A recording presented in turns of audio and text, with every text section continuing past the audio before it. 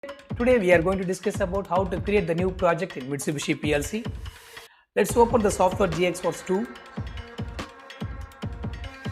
So here we click new under the project tab, type as Q13UDH, then series as QCPU. You can select any other CPU as well.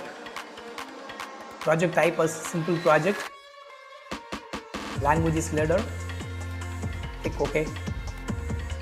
The new project has been created. So here we can do some simple logic program by inserting the new row, add a contact X0, which is connected to the coil Y0, and then do the compile by rebuilding all, and then go to online, write to PLC, select all, execute.